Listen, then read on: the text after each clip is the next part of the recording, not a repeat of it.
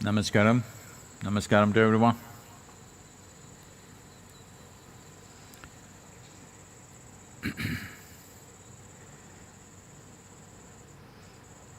This, for many of you,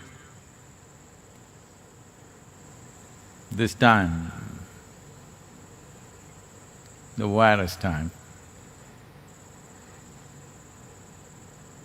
the virus is becoming iconic, huh?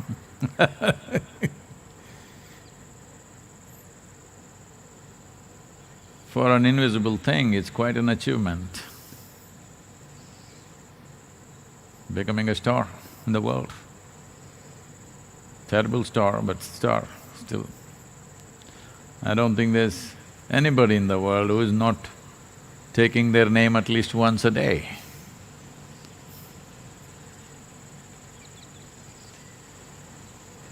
So, these virus times,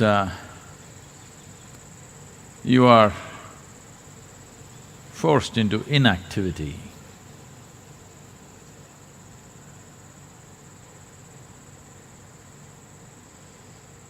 Forced inactivity can feel like a prison or worse.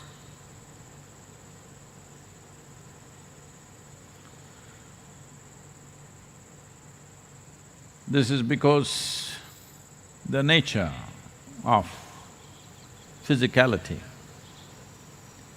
the nature of the material in the world is essentially dynamic.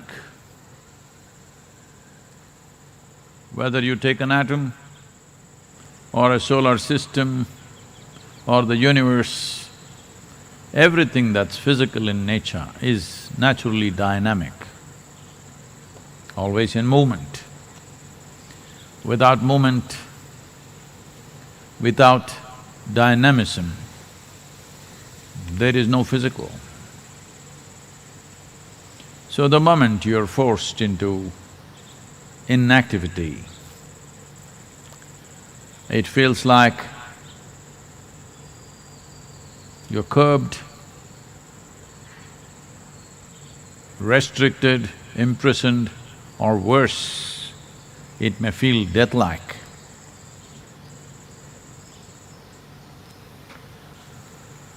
Well, there is a way beyond this.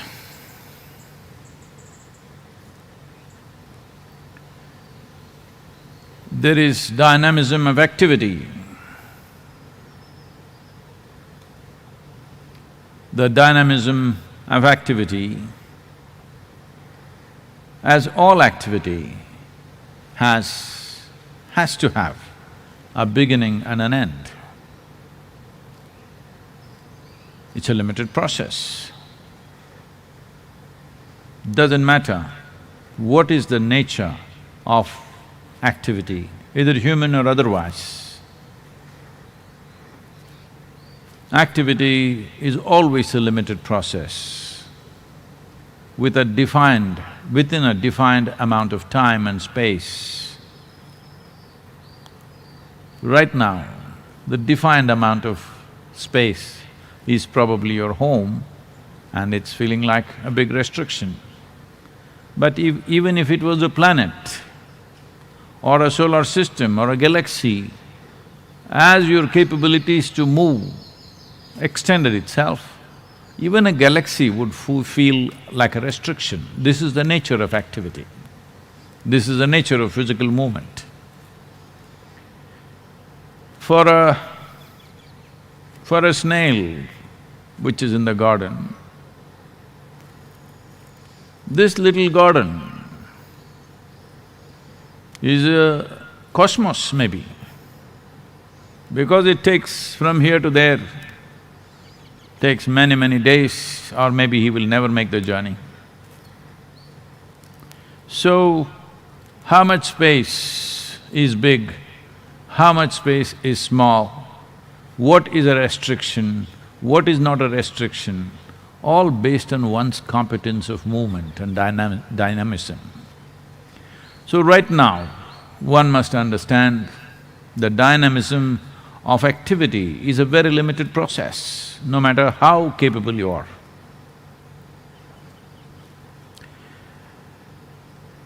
But dynamism or the inertia which comes with restriction is feeling like a restriction and feeling like a suffocating process only because it has become stagnation. You're experiencing inactivity as stagnation. Inactivity that is induced, that has induced inertia. Because of this, one feels stagnant. Stagnation will naturally lead to death in a way. You may not die immediately, but in many ways you will die once you stagnate. So, there is a way to move inactivity into stillness and not stagnation. Stillness is super dynamic, but there is no activity. Stillness is the nature of the source. Activity is the nature of the surface. But the physical body, the nature of your mind, which is also physical in nature essentially, is designed for activity, or that is how most people understand this. But what they're missing out is their activity on a daily basis is fueled by a few hours of stillness which they call as sleep. If that stillness was absent, this activity would fall apart in no time. The only problem with that stillness is, it is an unconscious slumber where you don't exist, you have no role to play. People say, I enjoy my sleep. Nobody can enjoy their sleep. You may enjoy the restfulness that sleep offers you. You may enjoy the rejuvenation that sleep offers you, but you cannot enjoy sleep. If you're enjoying it, you are just pretending to sleep. You're not really sleeping. So stillness is of another dimension of dynamism. Now, this dimension of dynamism needs an intensity of life which one can never achieve through activity. Because if you reach a certain level of intensity in your activity, it will exhaust you. That is the nature of activity. However good the activity is, however pleasant it is, however pleasurable it is, every activity with a certain intensity will naturally exhaust you. It will force you to go into the slumber of stillness. But to become still consciously means you're building a bridge between the physical and the non-physical dimensions of your existence. Everything that's physical, the galaxies, the stars, the moon, the sun, the planets, every atom is dynamic, including this physical body. If it attains to absolute inertia, that's called death. Or in other words, dynamism is the basis of physicality. Without that movement, there is no physical nature. It is just the whole process of what is the profoundness or how profound is one's experience of life and how precise and purposeful is the nature of one's activity. simply depends upon whether you have touched the core of your stillness or are you just on the surface of physical oscillations. Bringing this home to yourself is right now a good time because the virus, I couldn't do it. Now you're home, you can bring this dimension into your life. That is a very intense way of existence, but still. Right now the issue with most people is, if you ask them to be intense, they will become tense. So their idea of relaxation is usually to be lax. This is the essence of yoga. That is, you're intense and relaxed at the same time. In tension, your perception is seriously impaired. In laxity, you don't even have it. Because the essence of expanding one's life process, the basis of enhancing one's life process is only in enhancing one's perception. This can only happen when you're very intense and relaxed. Well, we can do a simple process to see how to go about this. Above all, once you know how to be very intense and still and relaxed at the same time, this compulsive or forced nature of always wanting to find a release or relaxation will recede in one's life. If you touch the still core within yourself,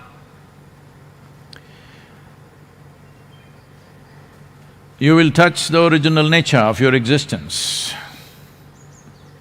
When I say the original nature of your existence, everything here in this existence is still. Only small bits of creation.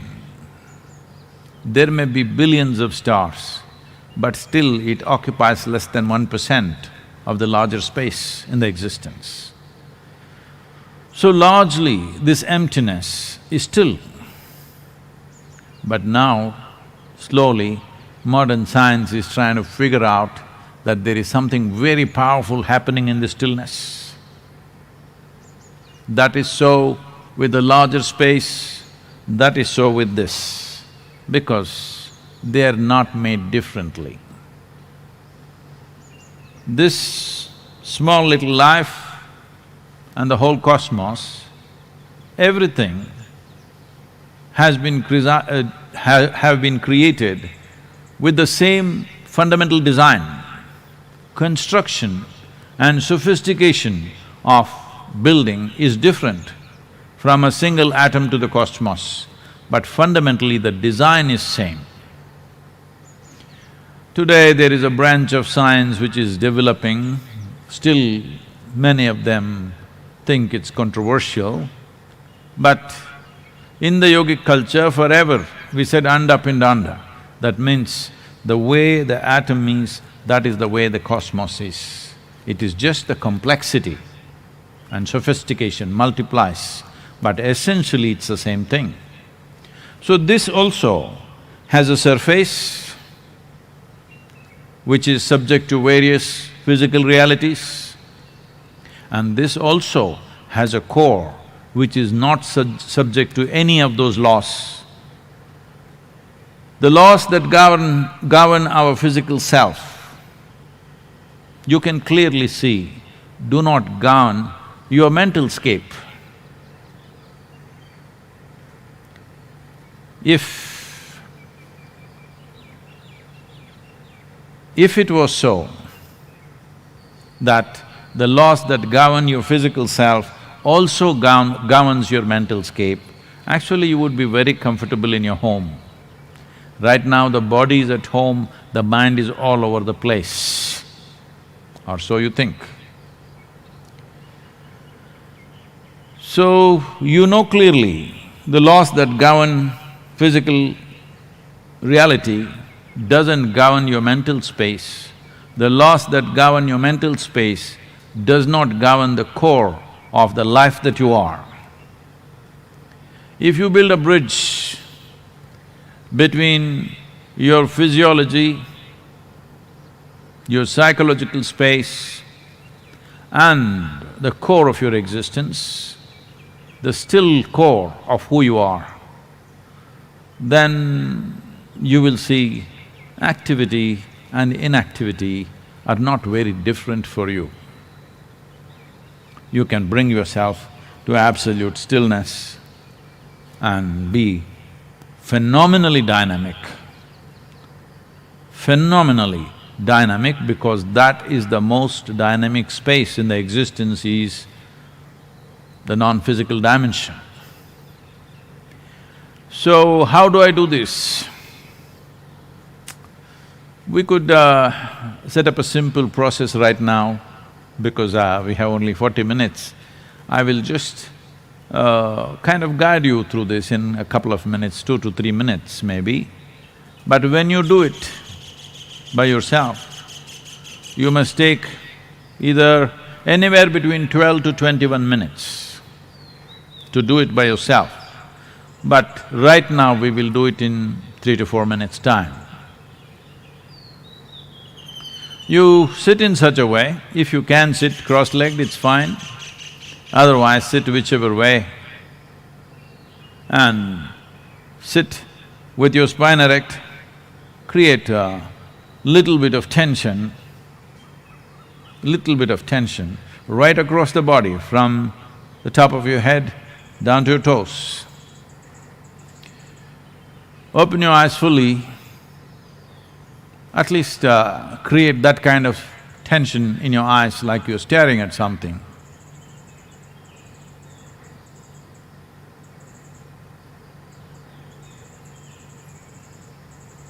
And your breath also slightly exaggerated.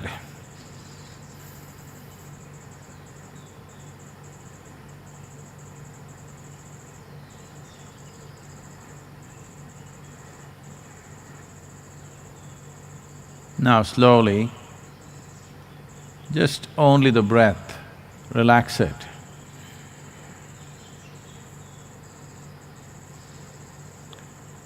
Relax your eyes, still looking, but bring staring to gazing kind of relaxation. Then starting from the top of your head, moving very slowly, relax very, very slowly. Let's say from the topmost point in your head, the top of your head, like in a radius of 1 centimeter at a time, relax like that and continue to extend it to 2 centimeters, 3 centimeters and let it spread slowly across the body. But don't change your posture. Your physical posture is still same. The posture that you are holding with a certain level of tension, slowly transform it into a very relaxed but still exactly same posture. Do not become like this. Still the same posture, but just relax everything. If one cycle of moving from top of your head down to your toes doesn't relax you, start again and again from the top of your head and bring it down. You can clearly notice whether relaxation is happening or not, depending upon how your breath functions and also the level of stress in your eyes, because you're sitting without blinking, if possible. If the lights are comfortable, you can sit without blinking. If the light is little sharp, you may blink once in a way, but that's okay, don't worry about those things. The important thing is, you create a posture that needs a certain amount of tension to hold, then Slowly relax it. Start with the breath, move to the eyes, then move to the top of the head and down and again and again and again. Hold the same posture but in a very relaxed way.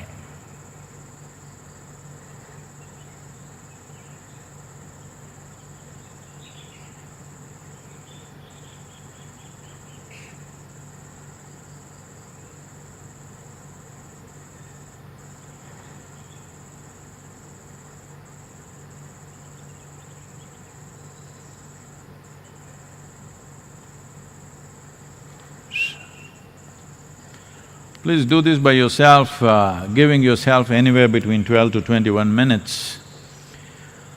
The important aspect of this is, you must understand, when your activity and your life is related to the nature of activity you perform, physically, mentally, emotionally, and it's limited to that, you naturally become, unknowingly, very prejudiced in terms of life.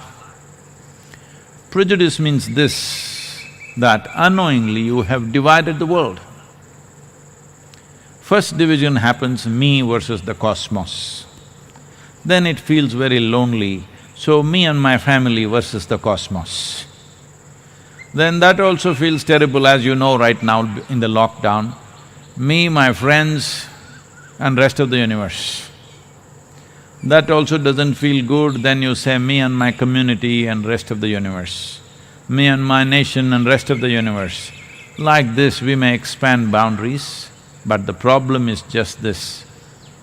The moment you identify with the limited aspect of physical dynamism, you naturally become a prejudiced existence. If you build a bridge with the still core of who you are, you become an unprejudiced existence. And this is very important if you want to perceive life just the way it is.